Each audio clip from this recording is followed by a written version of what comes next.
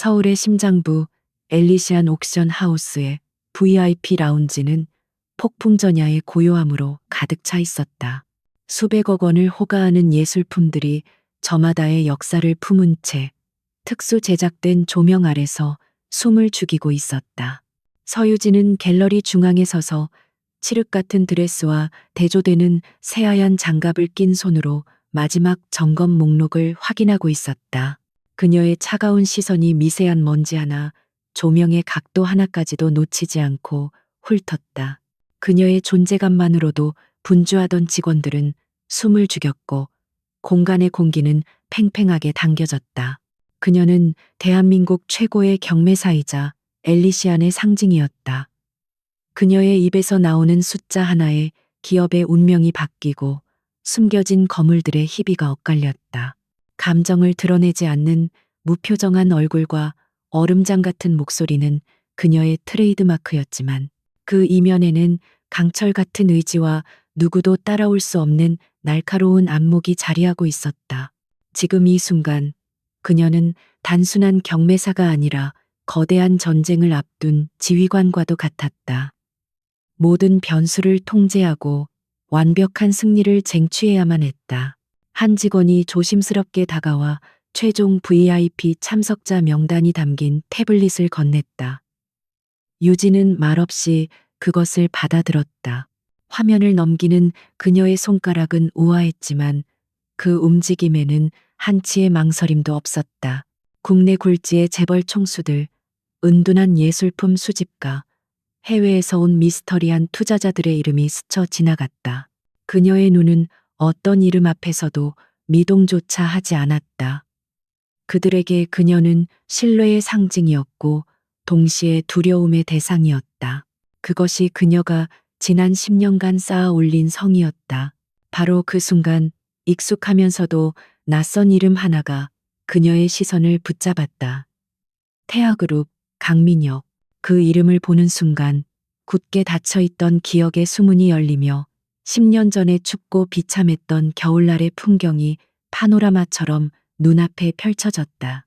시간은 잔인하게도 모든 것을 풍화시키지만 어떤 모멸감은 화석처럼 선명하게 남아 영혼을 찌르곤 했다. 10년이라는 세월도 그날의 상처를 완전히 지워내지는 못했다. 그날의 기억은 그녀를 더욱 단단하게 만든 담금질이었고 결코 잊어서는 안 될 원동력이었다. 10년 전 낡은 정장을 빌려 입은 23세 서유진은 태아그룹의 인턴이었다. 그녀는 자신의 모든 것을 걸고 준비한 신규 사업 기획안을 발표하고 있었다. 비록 가난한 고학생이었지만 그녀의 눈은 누구보다 밝게 빛나고 있었고 목소리에는 미래에 대한 확신과 열정이 가득했다. 하지만 그녀의 꿈을 비웃는 차가운 시선이 있었다. 이제 막 경영 수업을 시작한 오만한 재벌 3세 강민혁. 그는 팔짱을 낀 채 심드렁한 표정으로 그녀의 발표를 듣고 있었다. 발표가 끝나자마자 그는 피식, 경멸이 섞인 콧방귀를 뀌었다. 그의 입에서 나온 말은 비수처럼 날아와 그녀의 심장에 밝혔다. 이런 쓰레기 같은 기획안을 내놓고 성공을 꿈꾸는 건가? 현실 감각이 그렇게도 없어? 당신 같은 사람은 우리 회사에 어울리지 않아. 그의 말 한마디에 임원들은 눈치를 보며 입을 다물었고 그녀의 열정은 싸늘하게 식어버렸다. 그녀는 해고 통보와 함께 초라하게 회사 로비로 쫓겨났다. 차가운 겨울 바람이 그녀의 뺨을 때렸다. 눈물이 쏟아질 것 같았지만 그녀는 이를 악물고 참았다. 돌아서는 그의 등 뒤에 대고 그녀는 자신의 남은 모든 자존심을 끌어모아 외쳤다. 반드시 성공해서 당신이 나를 우러러보게 만들 겁니다. 그 말을 들은 강민혁은 잠시 걸음을 멈추고 고개를 돌렸다. 그의 입가에는 여전히 비웃음이 걸려 있었다. 성공, 당신이 꿈 깨시지. 그 옅은 비웃음은 그녀의 뇌리에 깊이 각인되었다. 그날 이후 그녀의 삶은 전쟁이었다.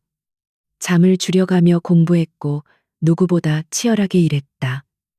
멸시와 편견 속에서도 그녀는 결코 무너지지 않았다.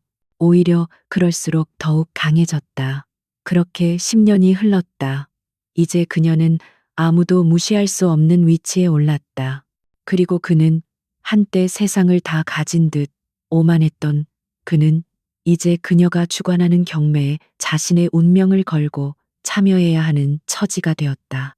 태블릿 화면 속 그의 이름 위로 10년 전의 비웃음이 겹쳐졌다.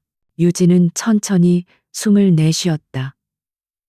과거의 감정에 휩쓸릴 그녀가 아니었다. 그녀의 심장은 차갑게 식어 있었고 머리는 그 어느 때보다 명료했다. 그녀는 강민혁과 태하그룹의 현재 상황을 이미 상세히 파악하고 있었다.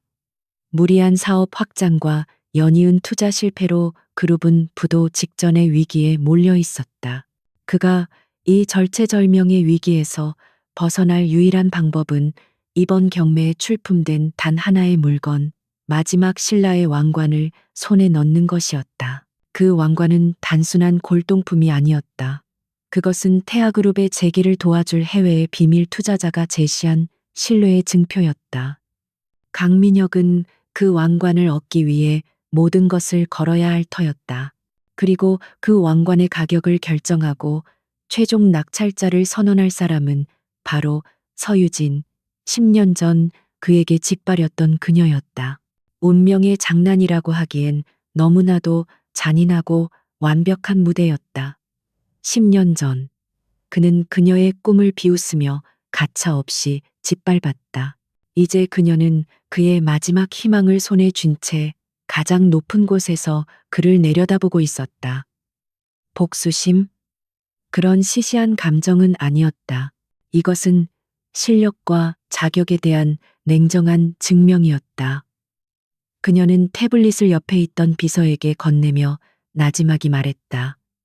경매 준비 완벽하게 끝내세요. 아주 작은 실수도 용납하지 않겠습니다. 그녀의 목소리에는 서늘한 결의가 담겨 있었다. 오늘 밤 이 화려한 경매장은 10년에 걸친 긴 드라마의 마지막 장을 장식할 무대가 될 것이었다. 태아그룹 본사 펜트하우스, 강민혁의 집무실은 도시의 야경을 발 아래에 둔 섬과 같았다. 통유리창 너머로 서울의 불빛들이 보석처럼 흩어져 있었지만 그의 눈에는 그저 꺼져가는 잿더미처럼 보일 뿐이었다.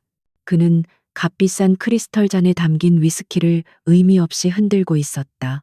얼음이 부딪히는 소리만이 정막을 깨뜨렸고 그 소리는 마치 자신의 제국이 무너지는 소리처럼 들렸다. 그의 이마에는 평소의 오만함 대신 깊은 고뇌의 그림자가 드리워져 있었다. 태아그룹은 그가 아버지에게서 물려받은 왕국이었다. 하지만 그 왕국은 지금 사방에서 밀려드는 적들로 인해 위태롭게 흔들리고 있었다. 검찰의 압수수색, 주가 폭락, 연기처럼 사라져버린 투자자들, 모든 것이 그를 옥죄어왔다.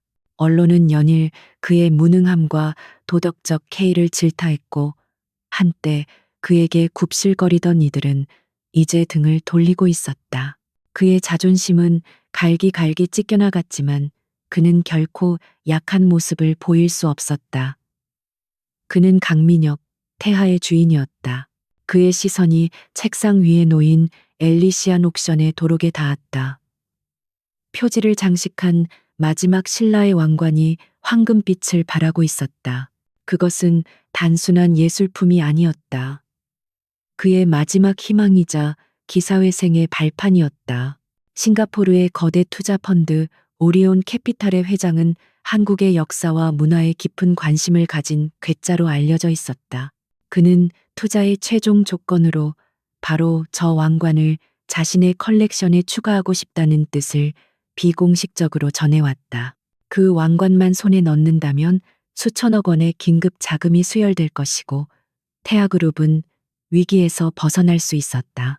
그는 어떤 대가를 치르더라도 반드시 왕관을 차지해야만 했다. 그의 비서인 김 실장이 조용히 들어와 경매 관련 최종 보고서를 내밀었다.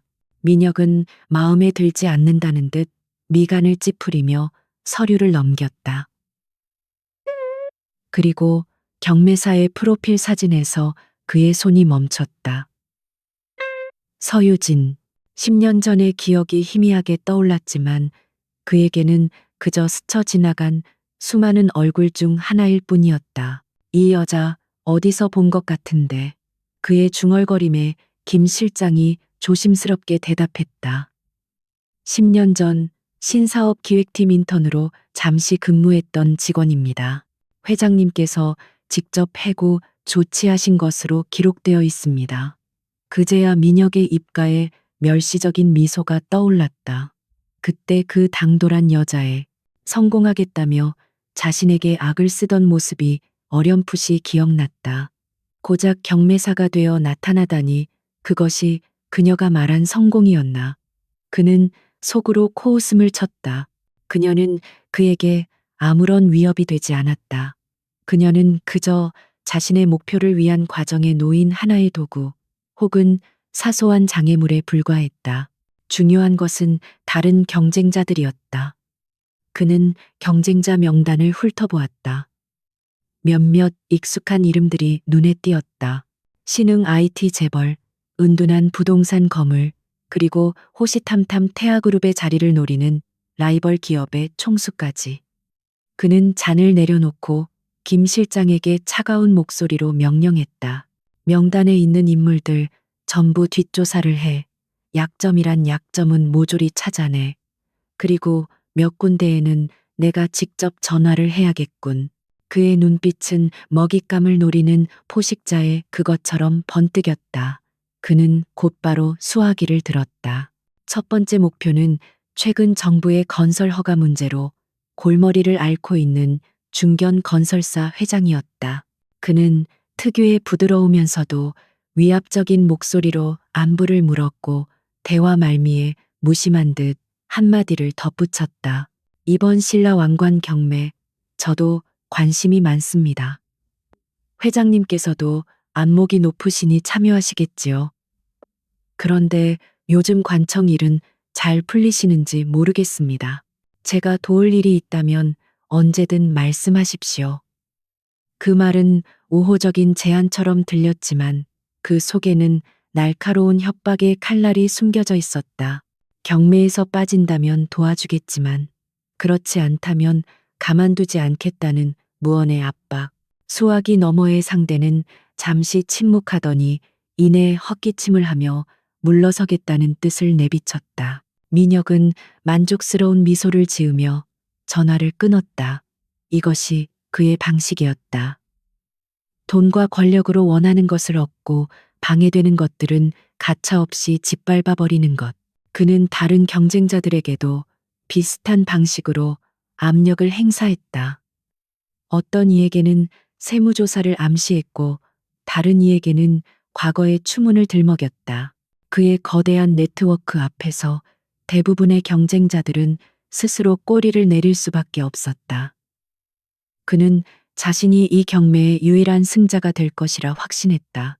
이제 남은 것은 경매를 주관하는 서유진이라는 여자였다. 그는 그녀를 그저 시나리오에 따라 움직이는 인형 정도로 생각했다. 하지만 만에 하나 그녀가 변수가 될 가능성도 배제할 수는 없었다. 그는 김 실장에게 다시 지시했다. 서유진이라는 여자에 대해서도 알아봐. 가족, 채무관계, 과거 행적, 사소한 것 하나라도 놓치지 말고. 그는 그녀를 통제할 목줄을 찾아내려 했다. 그것이 돈이든 협박이든 그는 상관하지 않았다. 그는 다시 서유진의 사진을 들여다보았다. 10년 전의 어리고 순진한 모습은 온데간데 없었다. 사진 속 그녀는 차갑고 단단해 보였지만 민혁의 눈에는 여전히 하찮아 보였다. 그는 자신의 발 아래에서 꿈을 구걸하던 그녀의 모습을 기억했다. 사람은 쉽게 변하지 않는 법이다. 그는 다가올 경매장에서 그녀가 어떤 표정을 지을지 상상했다. 자신의 압도적인 자금력 앞에서 절망하고 결국 자신이 부르는 가격에 망치를 두드리게 될 그녀의 모습을 그 상상만으로도 유쾌해졌다. 10년 전에 그 옅은 비웃음이 다시 그의 얼굴에 떠올랐다. 경매를 며칠 앞둔 날, 서유진은 엘리시안의 심장부인 지하 특별 감정실에 홀로 있었다. 이곳은 최첨단 보안 시스템과 항온 항습 장치가 완비된 곳으로 오직 그녀와 극소수의 최고 책임자만이 출입할 수 있었다. 그녀의 앞에는 벨벳 받침대 위에 놓인 마지막 신라의 왕관이 천년의 세월을 품은 채 고고한 빛을 발하고 있었다. 순금으로 정교하게 세공된 왕관은 신라시대 특유의 화려함과 절제미를 동시에 보여주는 걸작이었다. 그녀는 감정용 특수 확대경을 눈에 대고 왕관의 표면을 세심하게 살폈다. 모든 것이 완벽해 보였다. 제작 기법, 금의 순도, 표면의 미세한 부식 흔적까지도 모두 시대적 특성과 일치했다. 수많은 전문가들이 이미 진품임을 확인했고 관련 논문까지 발표된 상태였다. 하지만 유진의 마음속에는 설명할 수 없는 위화감이 가시지 않았다. 그것은 오랜 경험을 통해 단련된 전문가의 직감, 데이터로는 설명할 수 없는 미세한 불협화음이었다. 그녀의 시선이 왕관 내부의 한 지점에서 멈췄다. 육안으로는 거의 식별이 불가능한 머리카락보다도 가는 접합선이 보였다. 신라시대의 금 세공 기술은 완벽에 가까웠지만 이 접합선은 미세하게 남아 현대 기술의 흔적을 품고 있었다. 마치 누군가가 왕관을 해체했다가 다시 조립한 듯한 느낌. 그녀는 심장이 차갑게 내려앉는 것을 느끼며 자리에서 일어났다. 단순한 감정 실수가 아니었다. 이 왕관은 거대한 비밀을 품고 있었다. 그녀는 곧바로 비파괴 검사 장비들을 가동시켰다. 엑스레이 형광 분석기, 테라헤르츠 스캐너 등 박물관에서도 쉽게 동원하기 힘든 최첨단 장비들이 둔탁한 소리를 내며 움직이기 시작했다. 그녀는 왕관을 스캐너 중앙에 조심스럽게 안치하고 분석을 시작했다. 모니터 위로 왕관의 내부 구조가 층층이 해부된 이미지로 떠올랐다. 금의 밀도, 합금 성분, 내부 구조 등이 복잡한 데이터와 그래프로 시각화되었다. 몇 시간 동안의 분석 끝에 그녀는 마침내 위화감의 실체를 찾아냈다. 왕관의 가장 두꺼운 장식 부분, 외부에서는 절대 확인할 수 없는 내부 공간에 금과는 다른 밀도를 가진 아주 작은 이물질이 숨겨져 있었다. 크기는 쌀 한 톨보다도 작았지만 그것은 분명히 인위적으로 삽입된 것이었다. 유진은 떨리는 손으로 3D 렌더링 프로그램을 조작해 해당 부분을 확대했다. 그것은 최신 기술로 제작된 마이크로 SD 카드였다. 천년 된 유물 속에 숨겨진 현대 기술의 산물. 충격적인 발견에 그녀는 잠시 숨을 고르며 눈을 감았다. 강민혁이 이 왕관에 그토록 집착하는 이유가 단지 투자 유치 때문이 아니라는 확신이 들었다. 그는 왕관을 되찾으려는 것이 아니라 그 안에 숨겨진 무언가를 영원히 묻어버리려는 것이었다. 유진은 극도의 보안 절차를 거쳐 왕관에서 마이크로 SD 카드를 분리해냈다. 손끝이 미세하게 떨렸지만 그녀의 눈빛은 그 어느 때보다 단호했다. 그녀는 암호화된 개인 노트북에 카드를 연결했다. 몇 단계의 복잡한 해킹 방지 프로그램을 뚫고 파일에 접근했을 때 그녀의 눈앞에 펼쳐진 것은 지옥도와 같은 진실이었다. 파일 안에는 십수년 전 태아그룹이 저지른 끔찍한 범죄의 증거들이 고스란히 담겨 있었다. 부실 공사로 인한 대교 붕괴 사고의 전말, 그 사고를 은폐하기 위해 강민혁의 아버지가 직접 주도한 정관계 로비 내역, 그리고 희생자 유가족들을 회유하고 협박했던 기록까지. 그 사고는 당시 언론에 의해 단순 과실로 축소 보도되었고 책임자 몇몇이 징계를 받는 선에서 잊혀졌다. 하지만 이 파일은 그 모든 것이 태아그룹의 이익을 위해 철저히 조작된 비극이었음을 증명하고 있었다. 왕관은 이 진실을 세상에 알리려 했던 내부 고발자가 마지막으로 선택한 타임캡슐이었던 것이다. 그는 태아의 감시망을 피해 가장 안전하다고 생각했던 유물 속에 증거를 숨겼지만 불의의 사고로 세상을 떠나고 말았다. 이제 모든 조각이 맞춰졌다. 강민혁은 아버지의 죄를 덮기 위해 그리고 태아그룹을 지키기 위해 이 왕관을 반드시 손에 넣어야만 했다. 이 경매는 더 이상 그녀의 개인적인 복수 무대가 아니었다. 억울하게 죽어간 수많은 영혼들의 한이 서린 정의를 위한 싸움터가 되어버린 것이다. 그녀의 어깨에 느껴지는 책임감의 무게는 상상을 초월했다. 혼자서는 감당하기 힘든 진실이었다. 그녀는 깊은 밤 한 사람을 찾아갔다. 그녀의 대학 시절 스승이자 국내 최고의 역사학계 권위자인 박진우 교수였다. 은퇴 후 고서화에 둘러싸여 조용히 연구에만 몰두하고 있는 노학자. 그는 유진이 유일하게 속마음을 털어놓고 조언을 구할 수 있는 인생의 멘토였다. 유진은 그의 서재에서 자신이 발견한 모든 것을 조심스럽게 털어놓았다. 그녀의 이야기가 진행될수록 박 교수의 온화했던 얼굴은 점점 굳어졌다. 모든 이야기를 들은 박 교수는 한동안 깊은 침묵에 잠겼다. 찻잔을 든 그의 손이 미세하게 떨리고 있었다. 그는 창밖의 어둠을 바라보며 나지막이 입을 열었다. 유진아, 너는 지금 잠자는 호랑이의 꼬리를 잡은 것이 아니다. 스스로 호랑이 굴에 들어간 것과 같아. 태아그룹의 힘은 네가 상상하는 것 이상이다. 그들은 이 진실을 덮기 위해서라면 무슨 짓이든 할 게다. 그의 목소리에는 깊은 우려가 담겨 있었다. 하지만 유진의 눈빛은 흔들리지 않았다. 알고 있습니다, 교수님.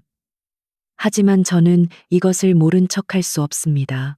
이것은 단순한 유물이 아니라 수많은 사람들의 목숨값이 걸린 증거입니다. 그녀의 단호한 대답에 박 교수는 그녀를 지그시 바라보았다. 10년 전 가난하지만 총명하고 정의감 넘치던 어린 제자의 모습이 떠올랐다. 세월은 그녀를 차갑고 단단하게 만들었지만 그 내면의 불꽃은 여전히 살아있었다. 그는 조용히 고개를 끄덕였다. 네가 가고자 하는 길이 얼마나 험난할지 안다. 하지만 그것이 옳은 길이라면 나도 힘이 닿는 데까지 돕겠다. 절대 혼자서 싸우려 하지 말 거라. 그 말은 그녀에게 천군만마와도 같았다. 스승의 지지를 얻은 그녀의 마음은 더욱 굳건해졌다. 그녀는 이제 더 이상 망설이지 않을 것이다. 이 경매장을 화려함과 탐욕이 뒤섞인 이 공간을 진실을 밝히는 심판의 무대로 만들기로 결심했다. 강민혁은 기다리지 않았다.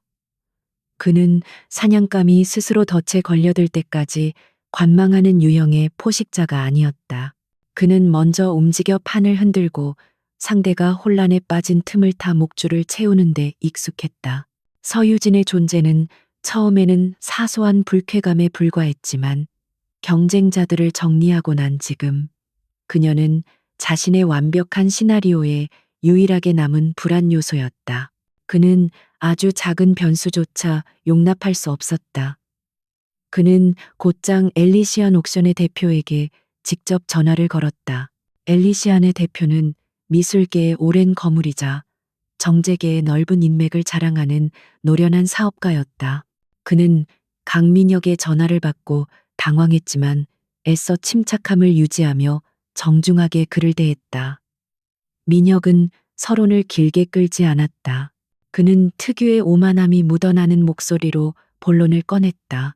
이번 경매, 태아그룹에게 얼마나 중요한지 잘 아실 겁니다. 그런데 경매사를 보니 과거 우리 그룹과 악연이 있는 인물이더군요. 불미스러운 감정이 경매에 영향을 끼쳐서는 안 되겠지요. 그의 말은 정중한 요청의 형태를 띠고 있었지만 그 내용은 명백한 압력이었다. 경매사를 서유진에서 다른 인물로 교체하라는 요구였다. 엘리시안 대표의 이마에 식은땀이 흘렀다. 태아그룹은 엘리시안의 가장 큰 고객 중 하나였고 강민혁의 심기를 건드리는 것은 경영상 큰 부담이었다. 하지만 서유진 역시 엘리시안이 쉽게 포기할 수 있는 카드가 아니었다. 그녀는 단순한 직원이 아니라 엘리시안의 신뢰와 명성을 상징하는 얼굴이었기 때문이다. 대표는 난처한 목소리로 서유진의 전문성과 공정성을 보증하며 강민혁을 설득하려 했다. 회장님, 서유진 경매사는 업계 최고입니다. 개인적인 감정으로 경매를 그르칠 인물이 결코 아닙니다. 그녀의 진행 능력은, 하지만 민혁은 그의 말을 가차없이 끊었다. 결정은 내가 합니다. 대표님께서는 그저 제 제안을 받아들일지 아니면 태아그룹이라는 고객을 잃을지 선택하시면 됩니다. 전화는 일방적으로 끊겼고 대표의 사무실에는 무거운 침묵만이 남았다. 그 소식은 즉시 서유진에게도 전달되었다. 그녀를 호출한 대표는 곤혹스러운 표정을 감추지 못하며 강민혁의 요구를 전했다. 그는 유진의 눈치를 살피며 이번 한 번만 그녀가 양보해 줄 수 없겠냐는 식으로 조심스럽게 말을 돌렸다. 하지만 유진의 얼굴에는 어떤 동요도 없었다. 그녀는 이미 강민혁이 이런 식으로 나올 것을 완벽하게 예측하고 있었다. 이것은 그의 방식이었고 그녀는 그 방식에 대한 대응책을 오래전부터 준비해왔다. 그녀는 차분한 목소리로 대표에게 말했다. 대표님, 엘리시안의 규정집 제7조 사망을 확인해 주십시오. VIP 경매의 경매사 선정은 최소 한 달 전에 이사회의 승인을 거쳐 확정되며 고객의 부당한 압력이나 개인적인 요청에 의해 변경될 수 없다고 명시되어 있습니다. 특히 이번 경매처럼 국제적인 이목이 쏠린 경우에는 더욱 그렇습니다. 그녀의 목소리는 얼음처럼 차가웠지만 그 논리는 강철처럼 단단했다. 그녀는 감정에 호소하는 대신 시스템의 규칙으로 대응했다. 대표는 당황하며 그녀가 말한 규정을 찾아보았다. 실제로 그런 조항이 있었다. 과거 무분별한 외압으로부터 경매의 공정성을 지키기 위해 유진 자신이 직접 추가를 건의했던 조항이었다. 대표가 머뭇거리는 사이 유진은 자신의 다음 카드를 꺼내들었다. 또한 제가 이 경매에서 물러난다면 저는 이사회의 결정이 아닌 외부의 부당한 압력에 의한 것임을 명백히 밝히고 회사를 떠날 수밖에 없습니다. 그렇게 되면 월스트리트 저널과 블룸버그는 어떤 기사를 쓰게 될까요? 그것은 단순한 협박이 아니었다. 세계적인 명성을 가진 경매사인 그녀가 외부 압력을 이유로 사임한다면 엘리시안의 신뢰도는 하루아침에 나락으로 떨어질 것이었다. 어떤 고객도 공정성을 잃은 경매사에 자신의 귀한 자산을 맡기려 하지 않을 것이다.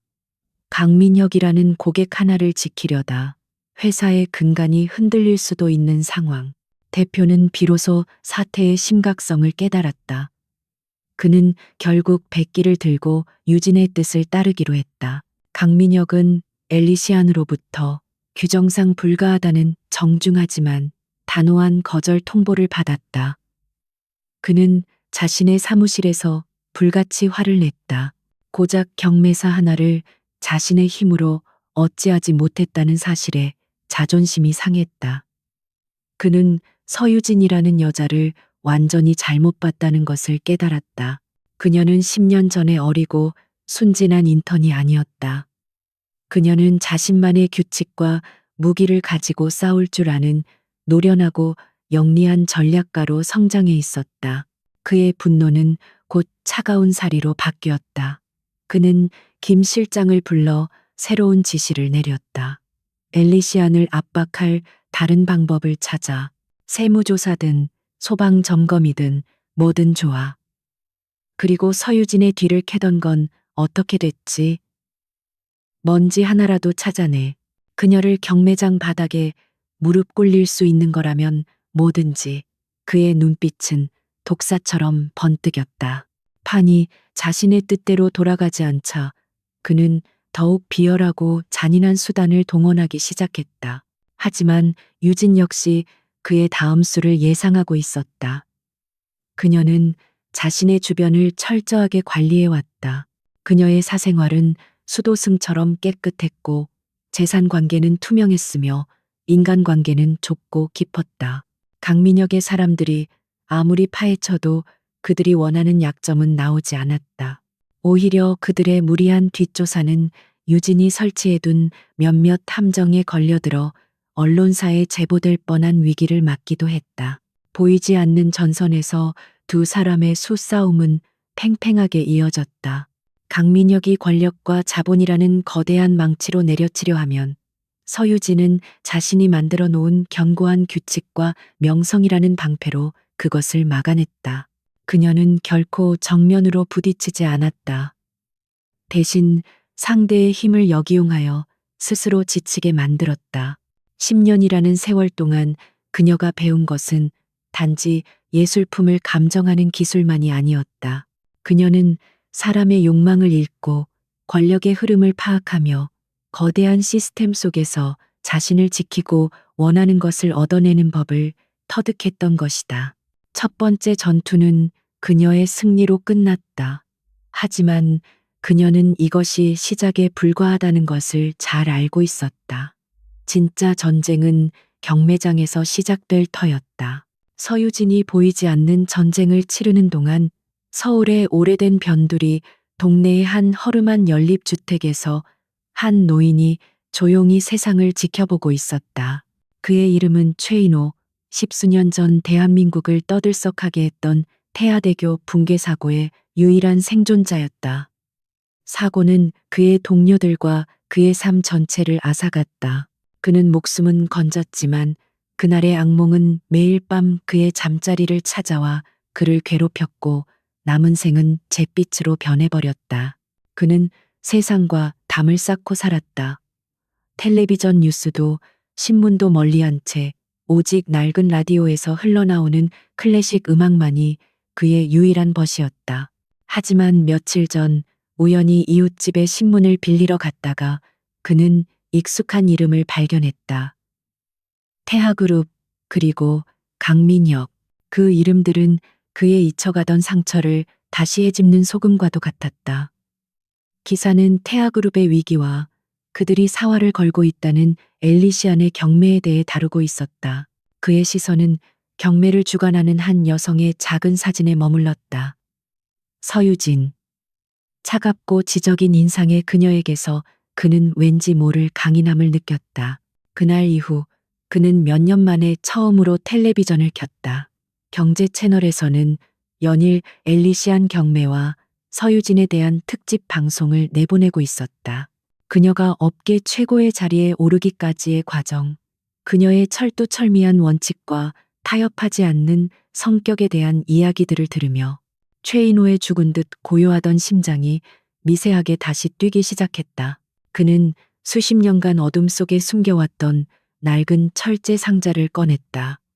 상자 안에는 그날의 진실이 담겨 있었다.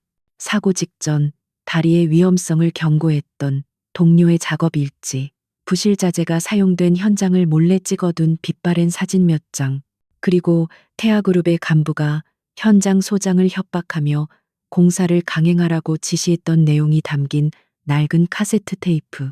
그는 이 증거들을 가지고 경찰과 언론사를 찾아다녔지만 거대한 태아의 권력 앞에 번번이 좌절해야만 했다.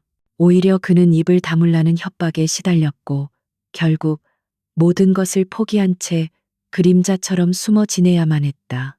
하지만 서유진이라는 인물의 등장은 그에게 마지막 희망의 불씨를 지폈다. 그녀라면, 그 단단하고 흔들림 없는 눈빛을 가진 그녀라면 이 끔찍한 진실을 세상에 알릴 수 있지 않을까. 하지만 두려움이 그의 발목을 잡았다. 태아그룹의 보복은 상상 이상으로 잔인했다. 그들이 자신을 찾아내 가족까지 해칠지 모른다는 공포가 엄습했다. 며칠 밤낮으로 그는 고뇌했다. 죽은 동료들의 얼굴이 꿈에 나타나 억울함을 호소했고 현실에서는 태하의 그림자가 그를 짓눌렀다. 그러던 어느 날 밤 그는 결심을 굳혔다. 이대로 진실을 묻고 비겁하게 죽는다면 저 세상에서 동료들을 볼 낯이 없을 터였다. 그는 다음 날 새벽 평생 간직해온 증거들을 품에 안고 떨리는 손으로 엘리시안 옥션 하우스에 공개된 연락처로 전화를 걸었다. 서유진 경매사에게 아주 중요한 제보를 할 것이 있다는 메시지만을 남긴 채 유진은 신원을 알 수 없는 제보자의 연락을 받고 처음에는 의심했다. 강민혁이 심어놓은 함정일 수도 있었다. 하지만 제보자가 언급한 태하대교라는 단어에 그녀는 직감적으로 이것이 평범한 연락이 아님을 깨달았다. 그녀는 극도의 보안을 유지하며 약속 장소를 정했다. 인적이 드문 한강의 어느 공원, 늦은 밤 가로등 불빛만이 희미하게 비추는 벤치. 그녀는 만일의 사태에 대비해 경호팀을 멀리 배치하고 혼자 약속 장소로 나갔다. 약속 시간이 되자 허름한 외투에 모자를 깊게 눌러 쓴 한 노인이 조심스럽게 다가왔다. 그의 얼굴에는 오랜 세월의 고통과 경계심이 깊게 새겨져 있었다. 그가 바로 최인호였다. 그는 주변을 살피며 한참을 망설이다가 유진의 차분하고 흔들림 없는 눈빛을 보고 나서야 어렵게 입을 열었다. 그는 자신이 태하대교 붕괴 사고의 유일한 생존자임을 밝히고 떨리는 목소리로 그날의 참상과 이후 겪어야 했던 고통의 세월을 털어놓았다. 그의 이야기는 유진이 마이크로 SD 카드에서 확인했던 차가운 데이터와 기록들을 살아있는 비극으로 되살려냈다.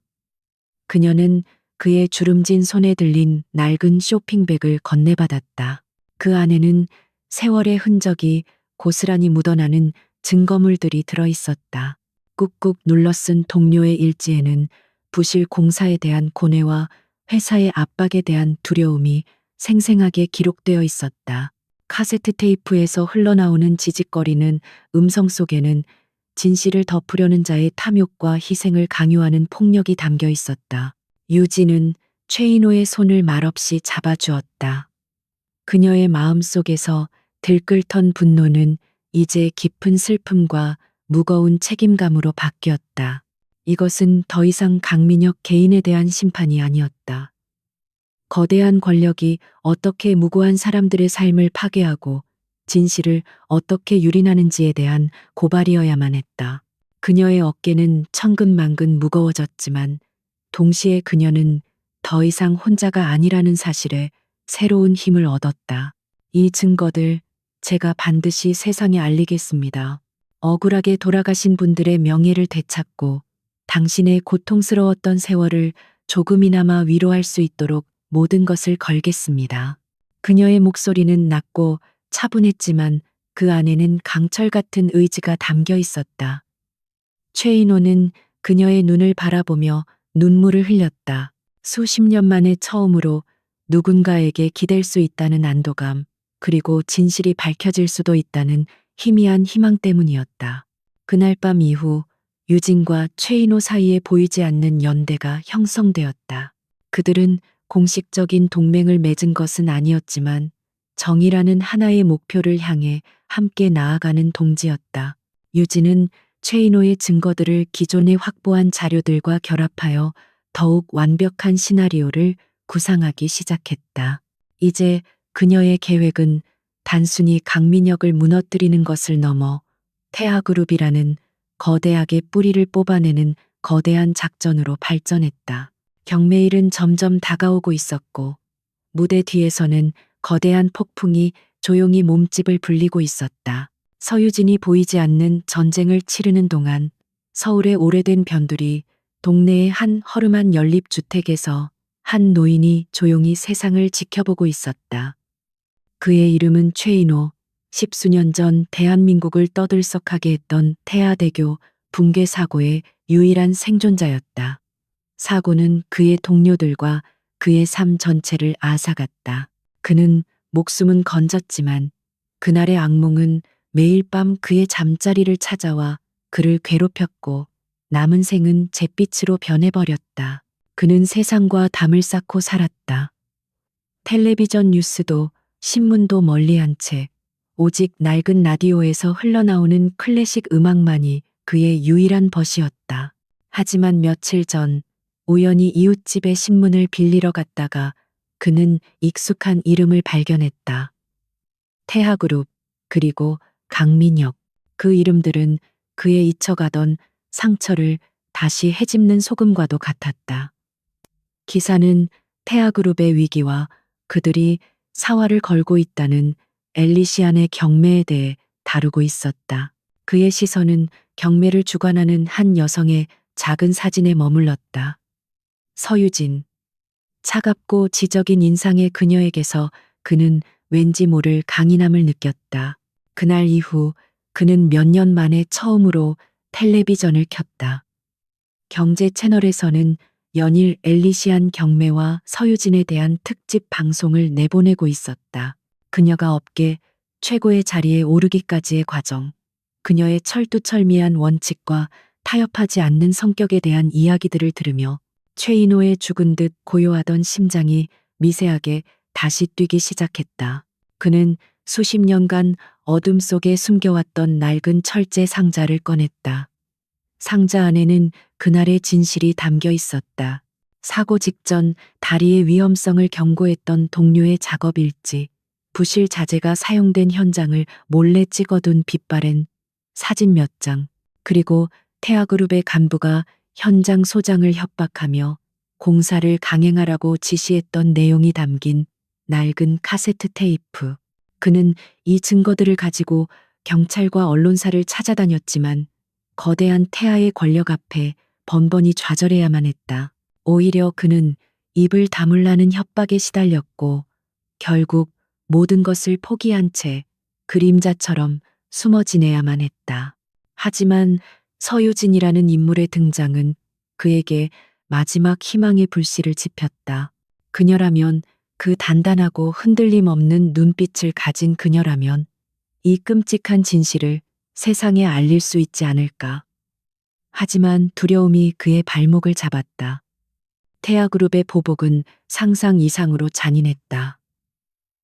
그들이 자신을 찾아내 가족까지 해칠지 모른다는 공포가 엄습했다. 며칠 밤낮으로 그는 고뇌했다. 죽은 동료들의 얼굴이 꿈에 나타나 억울함을 호소했고 현실에서는 태아의 그림자가 그를 짓눌렀다. 그러던 어느 날 밤 그는 결심을 굳혔다. 이대로 진실을 묻고 비겁하게 죽는다면 저 세상에서 동료들을 볼 낯이 없을 터였다. 그는 다음 날 새벽 평생 간직해온 증거들을 품에 안고 떨리는 손으로 엘리시안 옥션 하우스에 공개된 연락처로 전화를 걸었다. 서유진 경매사에게 아주 중요한 제보를 할 것이 있다는 메시지만을 남긴 채 유진은 신원을 알 수 없는 제보자의 연락을 받고 처음에는 의심했다. 강민혁이 심어놓은 함정일 수도 있었다. 하지만 제보자가 언급한 태아대교라는 단어에 그녀는 직감적으로 이것이 평범한 연락이 아님을 깨달았다. 그녀는 극도의 보안을 유지하며 약속 장소를 정했다.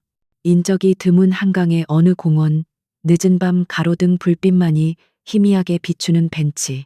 그녀는 만일의 사태에 대비해 경호팀을 멀리 배치하고 혼자 약속 장소로 나갔다.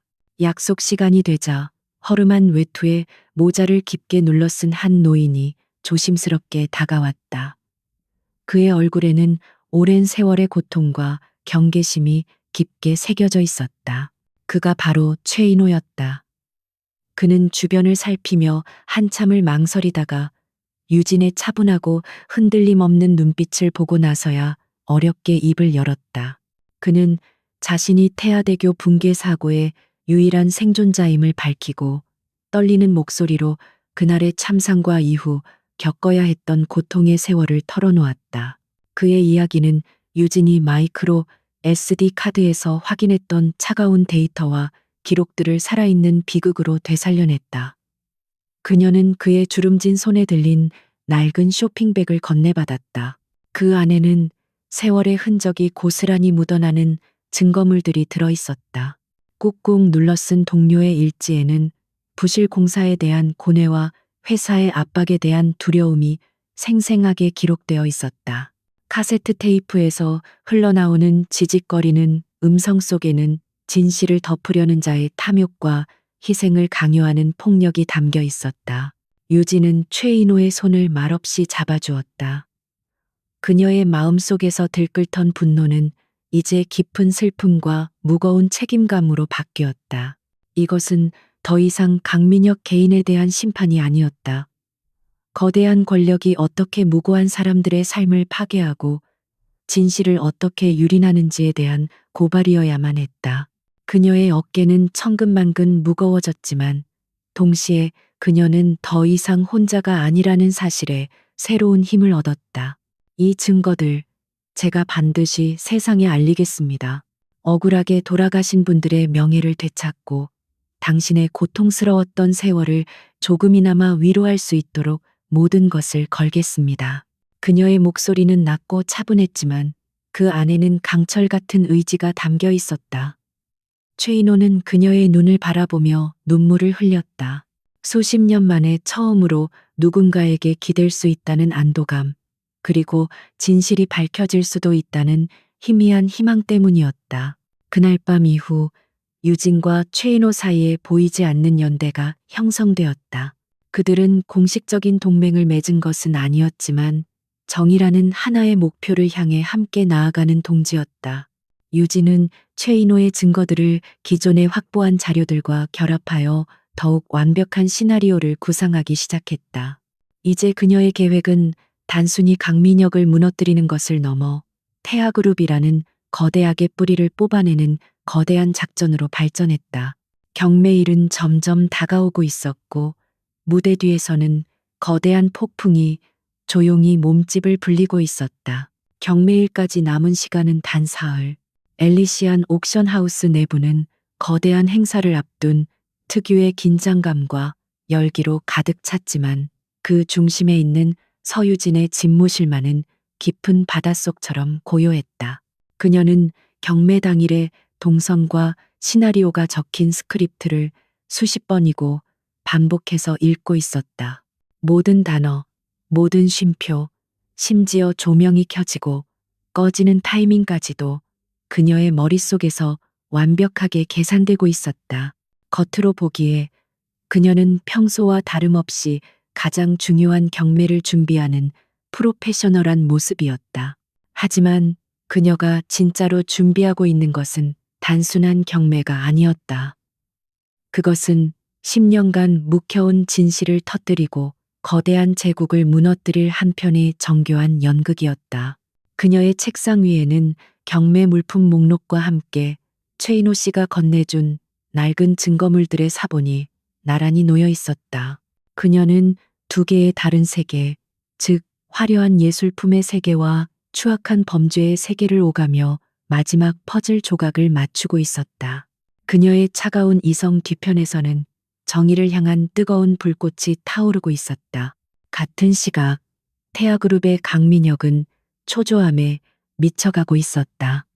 서유진의 교체 요구가 실패로 돌아간 이후 그는 그녀의 뒷조사에 모든 정보력을 쏟아부었다. 하지만 그가 고용한 업계 최고의 해결사들이 가져온 보고서는 실망스럽기 짝이 없었다. 그녀의 삶은 놀라울 정도로 깨끗했다.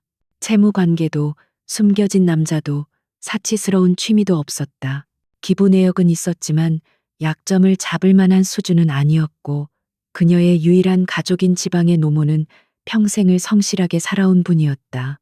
그는 보고서를 집어던지며 욕설을 내뱉었다. 이게 말이 돼? 어떻게 사람 인생이 이렇게 깨끗할 수가 있어? 뭐라도 찾아내. 죽은 사람이 살아 돌아오는 한이 있어도 그녀를 끌어내릴 건수를 찾아내란 말이야. 그의 분노는 절망에 가까웠다. 그는 돈과 권력으로 해결되지 않는 상황을 처음 겪어보고 있었다.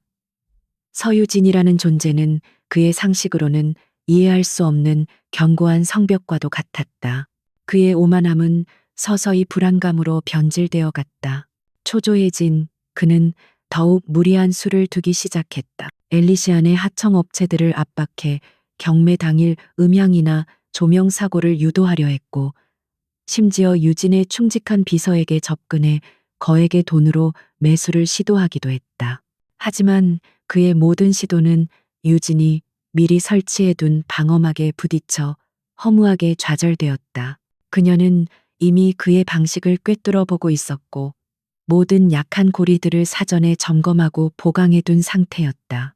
그녀의 비서는 매수 제안을 즉시 보고했고 이는 오히려 강민혁의 불법적인 시도를 입증하는 또 하나의 증거가 되었다.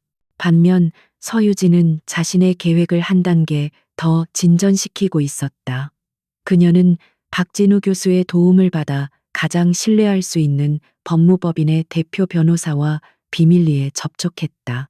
그녀는 자신이 가진 모든 증거를 변호사에게 공개하고 법적인 검토를 마쳤다.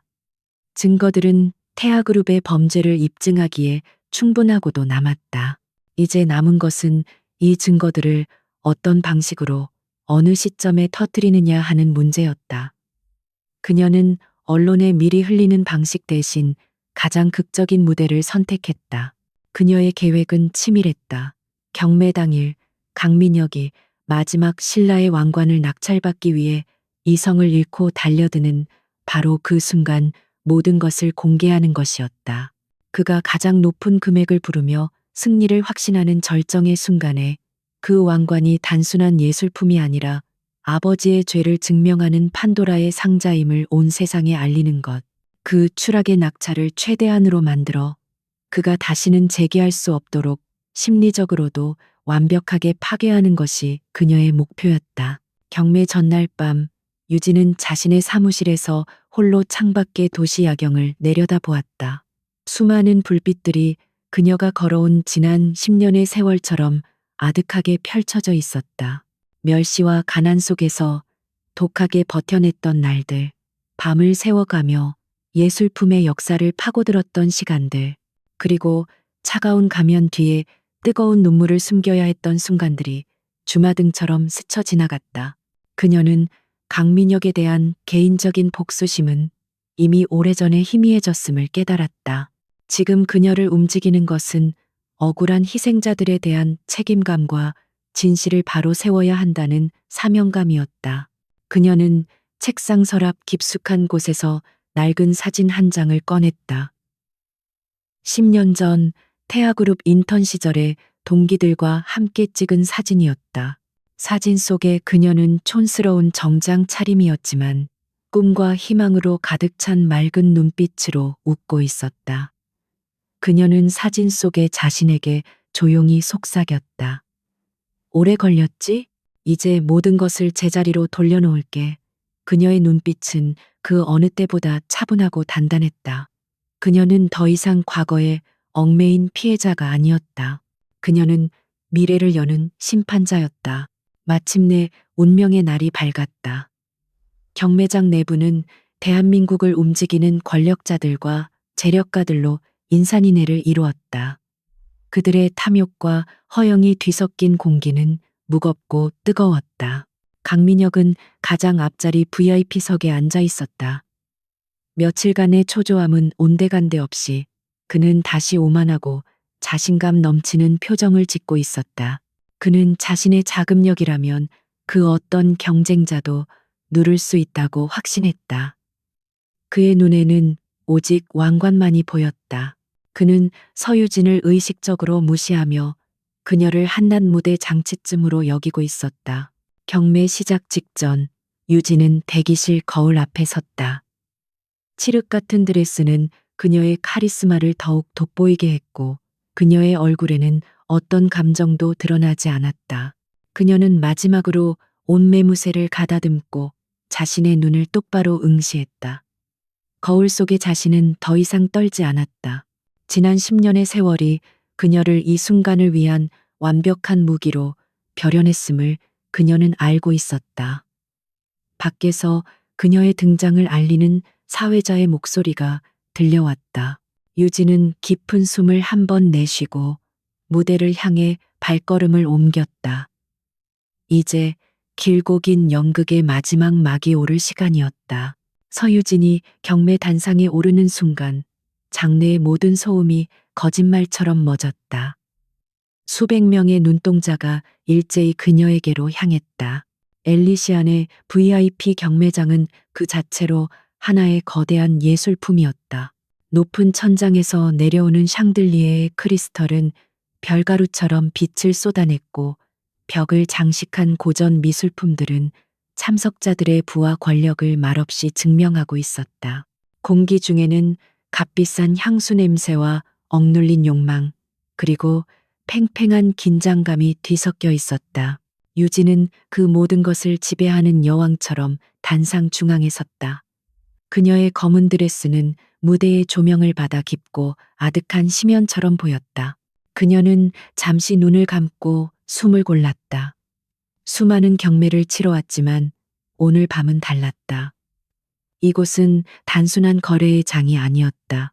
진실과 거짓, 정의와 불의가 맞붙는 거대한 전쟁터이자 그녀가 10년간 준비해온 심판의 무대였다. 그녀가 다시 눈을 떴을 때 그 안에는 어떤 감정도 남아있지 않은 오직 차가운 이성과 날카로운 결의만이 존재했다. 그 순간 맨 앞줄에 앉은 강민혁과 시선이 마주쳤다.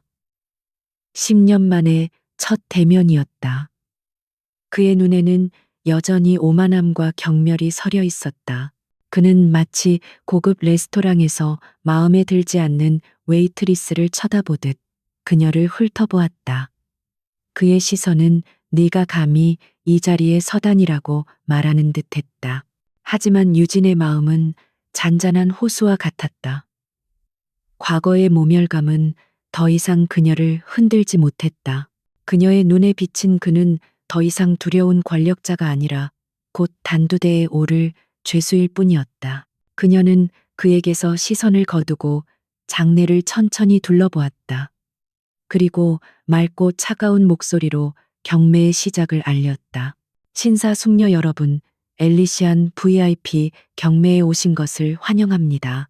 오늘 밤 여러분은 역사와 예술이 만나는 경이로운 순간을 목격하게 될 것입니다.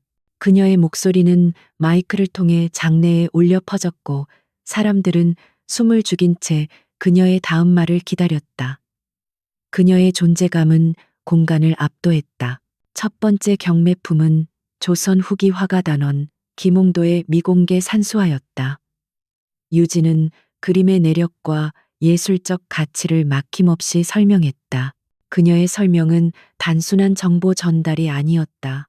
그녀는 마치 그림 속 풍경을 직접 거닐었던 사람처럼 생생하게 이야기를 풀어냈고 사람들은 그녀의 목소리에 매료되어 그림 속으로 빠져들었다.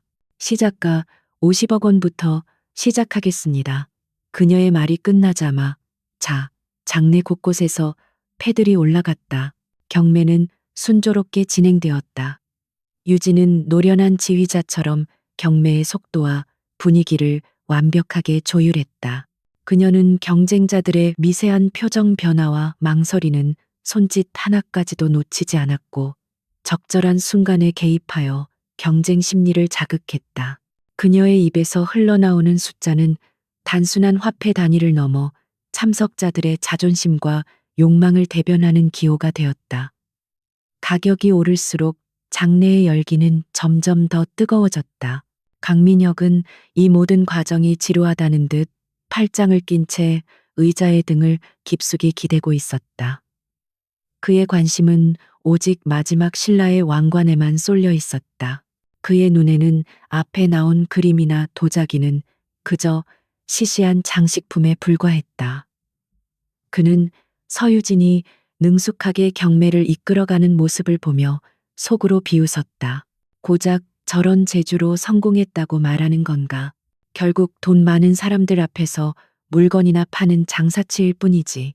그는 자신이 곧 이 무대의 진짜 주인공이 될 것이라 믿어 의심치 않았다. 몇 점의 예술품이 더 오가고 마침내 18세기 프랑스 왕실에서 사용했던 다이아몬드 목걸이가 경매에 붙여졌다. 치열한 경합 끝에 목걸이는 예상을 훌쩍 뛰어넘는 가격에 한 신흥 부호에게 낙찰되었다. 장내에서는 감탄과 박수가 터져나왔다. 분위기는 최고조에 달했다. 유진은 이 모든 열기를 자신의 계획을 위한 발판으로 삼았다. 사람들의 흥분과 기대감이 극에 달했을 때 진실이 터져나오는 충격은 배가 될 것이었다. 그녀는 낙찰봉을 가볍게 내려놓고 잠시 숨을 골랐다. 뜨거워진 장내의 공기를 식히려는 듯 그녀의 침묵은 잠시 동안 이어졌다. 사람들은 다음 물품에 대한 기대로 가득 찬 눈으로 그녀를 바라보았다. 강민영 역시 지루한 표정을 거두고 몸을 앞으로 당겨 앉았다. 드디어 그의 차례가 다가오고 있음을 직감했기 때문이다. 유진은 마이크를 다시 입가로 가져갔다. 그녀의 목소리는 이전보다 한 톤 낮고 무게감 있게 울려 퍼졌다. 지금까지 함께 해주신 모든 분께 감사드립니다. 그녀는 정중하게 인사를 건넨 후 잠시 말을 멈췄다. 모든 조명이 꺼지고 오직 단상 위에 그녀에게만 한 줄기 스포트라이트가 쏟아졌다. 어둠 속에서 그녀의 모습은 더욱 신비롭고 압도적으로 보였다. 그리고 이제 오늘 밤의 마지막이자 가장 위대한 유물을 여러분께 소개합니다. 그녀의 선언과 함께 무대 뒤편의 거대한 스크린에 황금빛 왕관의 이미지가 장엄한 음악과 함께 떠올랐다. 장내에서는 나지막한 탄성이 터져나왔다. 모든 준비는 끝났다. 이제 마지막 연극의 막이 오를 시간이었다. 무대 뒤편의 스크린이 어둠 속에서 밝아지며 마지막 신라의 왕관이 그 위용을 드러냈다. 특수 제작된 턴테이블 위에서 천천히 회전하는 왕관은 천년의 세월을 뛰어넘는 절대적인 아름다움을 뽐냈다. 장내의 모든 조명이 오직 왕관과 서유진에게만 집중되었고 관객들은 숨을 죽인 채 그 비현실적인 광경에 매료되었다. 강민혁의 눈에는 탐욕과 확신이 불타올랐다. 저것은 곧 자신의 것이 될 터였다. 유진은 마치 오래된 서사시를 읊는 음유시인처럼 나지막하고 힘있는 목소리로 왕관의 이야기를 시작했다.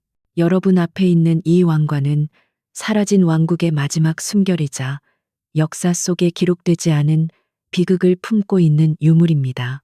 그녀의 목소리는 사람들의 마음을 파고들었다.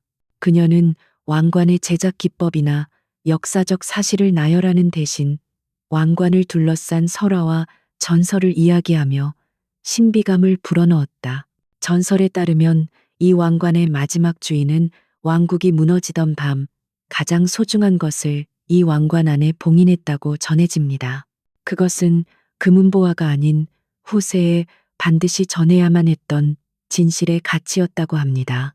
그녀가 진실이라는 단어를 언급하는 순간 강민혁은 코웃음을 쳤지만 대부분의 사람들은 그저 경매품의 가치를 높이기 위한 극적인 수사법이라고 생각했다.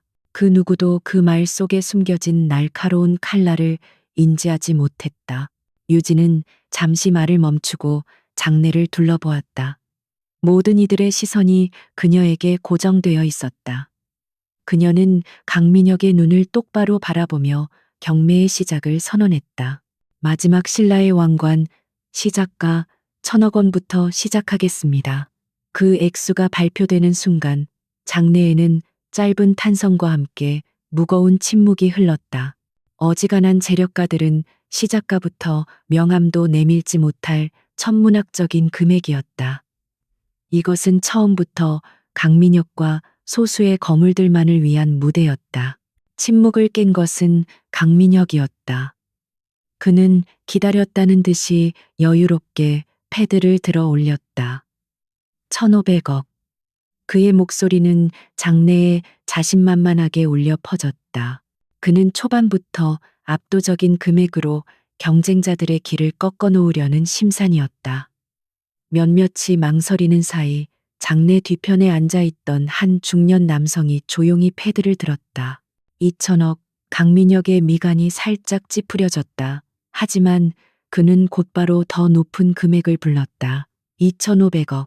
하지만 진짜 경쟁자는 다른 곳에 있었다.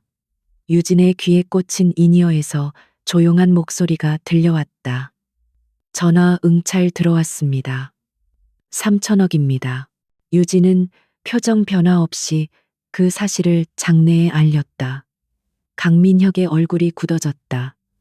모습을 드러내지 않은 경쟁자만큼 신경 쓰이는 것은 없었다. 그는 상대가 누구인지 파악하려 했지만 엘리시안의 철저한 보안 규정상 전화 응찰자의 신원은 절대 공개되지 않았다. 그 익명의 경쟁자는 바로 유진이 섭외한 박진우 교수의 재력가 제자였다. 그는 오직 강민혁을 자극하기 위한 미끼 역할을 충실히 수행하고 있었다. 4천억, 강민혁이 이성을 잃고 소리치듯 가격을 불렀다. 그의 목소리에는 분노가 섞여 있었다. 그는 돈으로 상대를 짓누르려 했지만 전화기 너머의 상대는 조금도 물러서지 않고 유진을 통해 침착하게 50억, 100억 단위로 가격을 올려붙었다. 가격은 순식간에 5천억을 넘어섰다. 그 금액은 왕관의 시장 가치를 아득히 뛰어넘는 광기의 영역이었다. 장내의 관객들은 마치 세기의 대결을 보는 것처럼 숨을 죽이고 두 사람의 보이지 않는 전쟁을 지켜보았다. 강민혁은 이제 완전히 평정심을 잃었다. 그의 얼굴은 붉게 상기되었고 이마에는 식은땀이 흘렀다.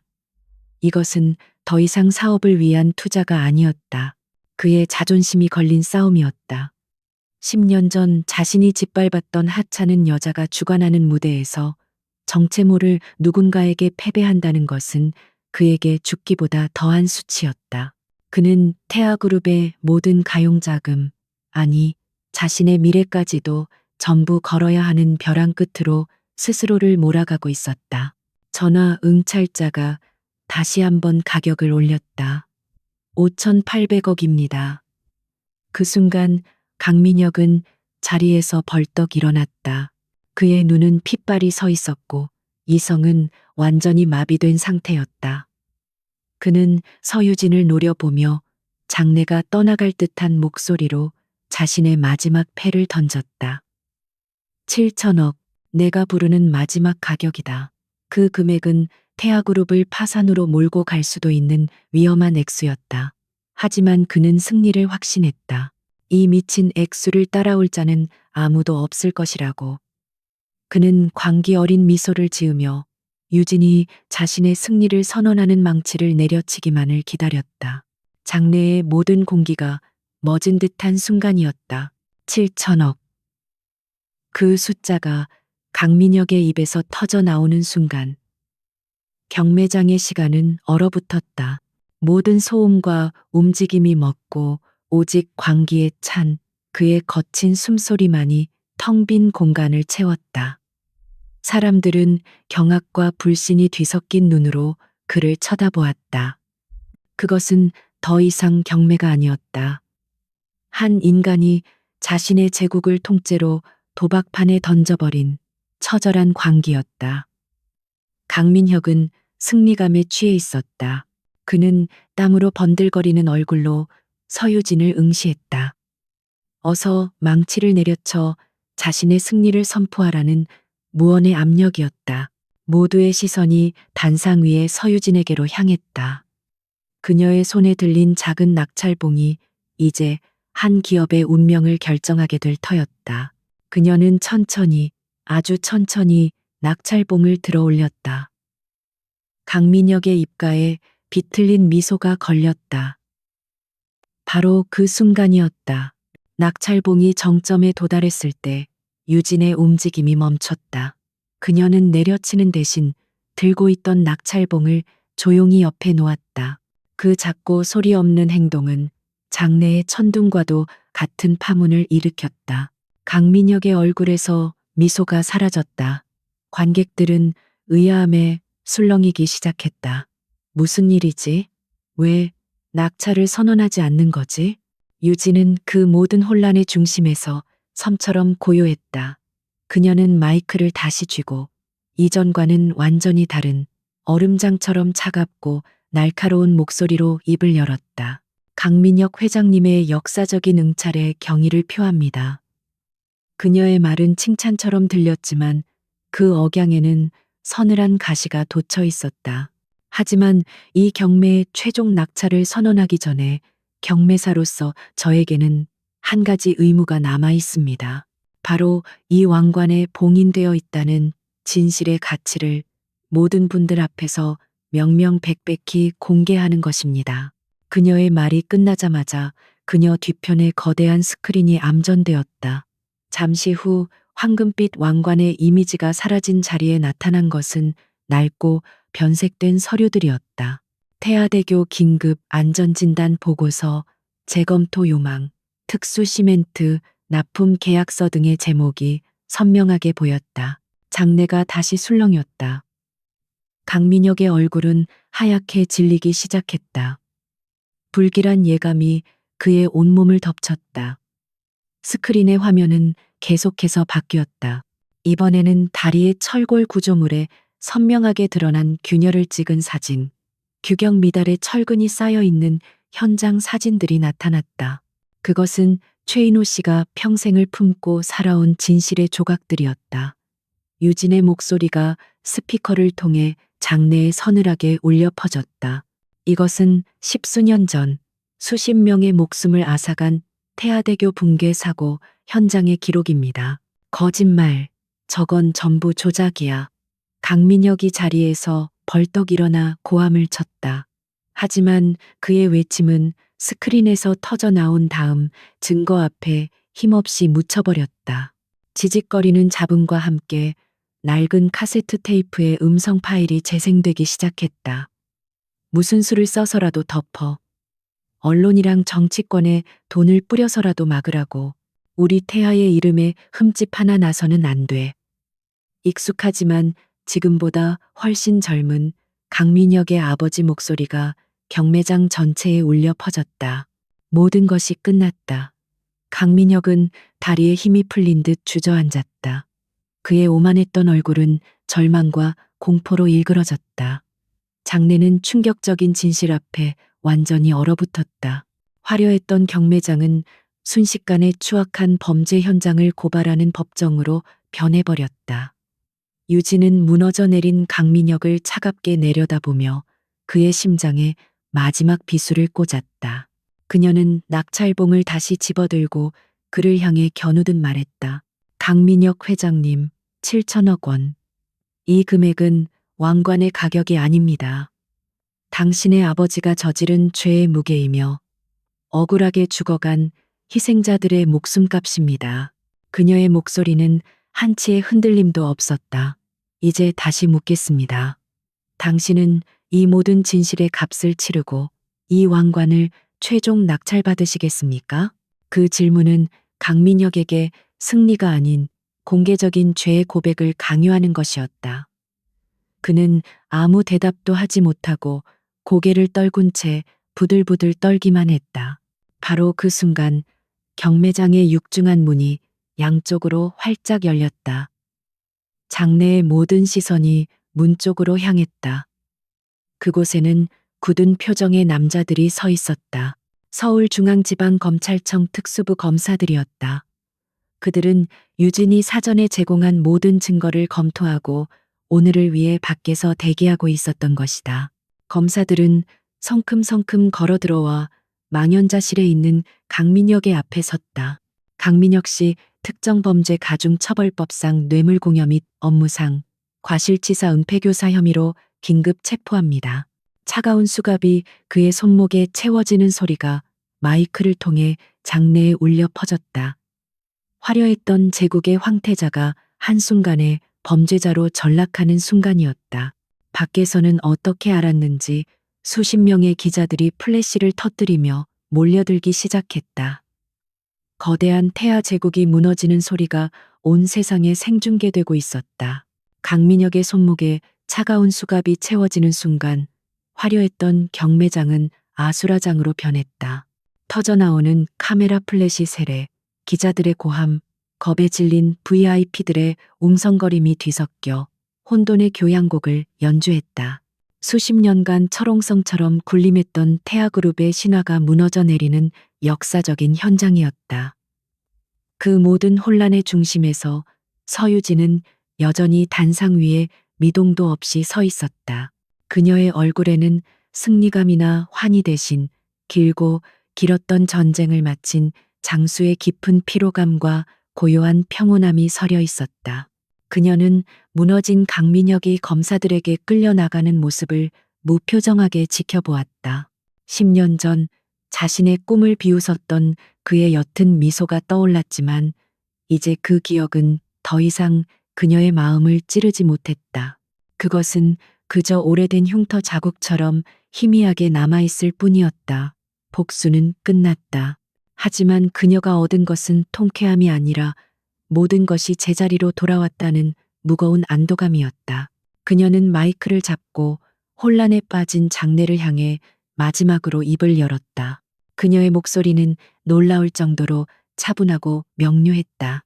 오늘 경매에 출품되었던 마지막 신라의 왕관은 이제 예술품이 아닌 중대한 사건의 핵심 증거물로서 검찰에 이관될 것입니다.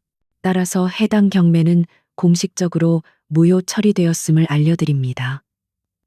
그녀는 고개를 숙여 정중하게 인사했다. 이것으로 엘리시안 VIP 경매를 모두 마치겠습니다. 참석해주신 모든 분께 감사드립니다. 그녀의 선언은 이 모든 광기 어린 연극에 마지막 막이 내렸음을 알리는 신호였다. 그날 밤 이후 대한민국은 태아그룹 스캔들로 발칵 뒤집혔다. 언론은 연일 대서특필했고 유진이 경매장에서 폭로한 증거들은 일파만파로 퍼져나갔다. 태아그룹의 주가는 휴지 조각이 되었고 그룹은 창사 이래 최대의 위기를 맞았다. 검찰의 수사는 강민혁 부자를 넘어 그룹 전체와 그들과 결탁했던 정관계 인사들에게까지 확대되었다. 썩어 문드러진 환부가 마침내 드러났고 거대한 제국은 모래성처럼 허무하게 무너져 내리기 시작했다. 며칠 후 유진은 한 통의 전화를 받았다. 최인호 씨였다. 그는 떨리는 목소리로 몇 번이고 그녀에게 고맙다는 말을 반복했다. 그의 목소리에는 수십 년간 그를 짓눌러왔던 억울함과 슬픔이 씻겨나가는 듯한 후련함이 담겨 있었다.